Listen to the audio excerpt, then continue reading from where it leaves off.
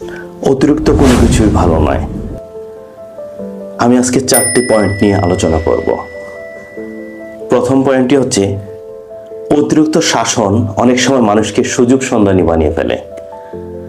আপনি যদি আপনার সন্তানকেই ধরেন, অত্যন্ত শাসন করেন, কথায় কথায় তাকে তার উপর হাত তোলেন, বকা দেন, সে এক সময় ফাঁকিবাজ হয়ে যায়, সে সুযোগ সন্ধানী হয়ে যায়। আপনি তার মনের যে ভালো চিন্তা, সে ভালো কাজ করবে, সেই চিন্তাটা তার মন থেকে চলে যায়। তখন সে ফাঁকি দিয়ে সেটার কাউন্টার অ্যান্সার মনে মনে ঠিক করে নেয়, সে কি অ্যান্সার দিবে আপনাকে। এটা অফিসের ক্ষেত্রে হতে পারে। অফিসের বস যদি কথায় কথায় যদি আপনার ভুল ধরে, কথায় কথায় যদি আপনাকে বকা দেয়, তখন আপনি কাজের প্রতি ফাঁকিবাজ হয়ে যান। সে মনে করবে যে বস তো আমাকে বিশ্বাস করে না, তখন সে ফাঁকি দিয়ে কাউন্টার একটা অ্যান্সার ঠিক করে নেয়। 2 নম্বর পয়েন্ট, সেটা হচ্ছে অতিরিক্ত যত্ন অনেক সময় মানুষকে অসুস্থতার কারণ হয়ে দাঁড়ায়।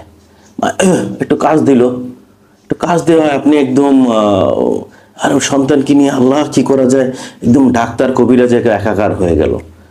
আপনি সেক্ষেত্রে ছেলেটা আপনি কারোর সাথে মিশতে দিলেন না, অতিরিক্ত যত্ন, অমুকের সাথে মিশো না, অমুকের সাথে মিশো না, এই মাটিতে গড়াগড়ি করো না, মাটির সাথে ই করো না।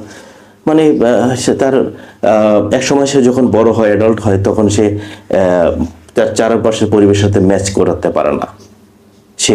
কারণ আপনি তো তাকে সেই ধরনের ম্যাচ করার মতো যে পরিবেশ, সেটার সাথে মিশতে দেননি। 3 নম্বর পয়েন্ট, যেটা অতিরিক্ত আহ্লাদ অনেক সময় মানুষকে বেপরোয়া ও অমানুষ করে তোলে। আপনার বাসায় ধরুন কোনো মেহমান গেল,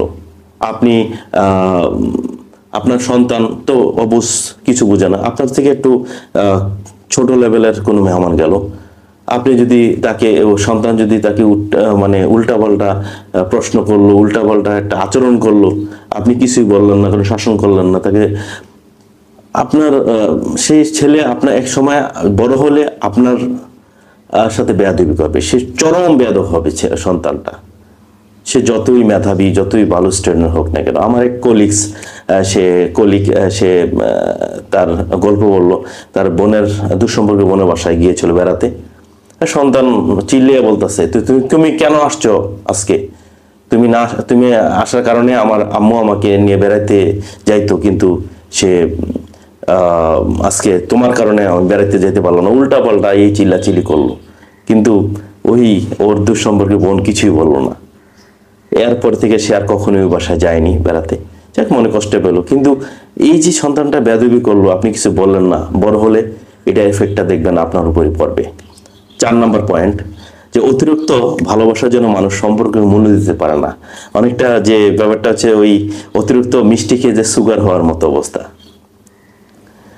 আপনার এখন তো রাস্তাঘাটে দেখা যায় অবাধে ছেলেরা প্রেম করতেছে, ছেলে মেয়েরা, যদিও ইসলামে এটা হারাম, কিন্তু ওই যে যুগের সাথে তাল মিলিয়ে হারাম তো এখন মানুষ মাথায় নেয় না।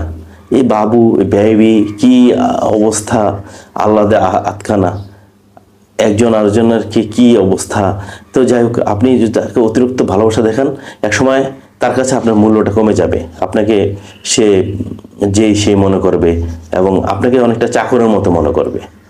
তো যাই হোক, আরেকটা ইনফরমেশন, যেহেতু মিষ্টির কথা আসলো, দিয়ে রাখি। আমি যেহেতু ফার্মাসিউটিক্যালে ছিলাম, সেটা হচ্ছে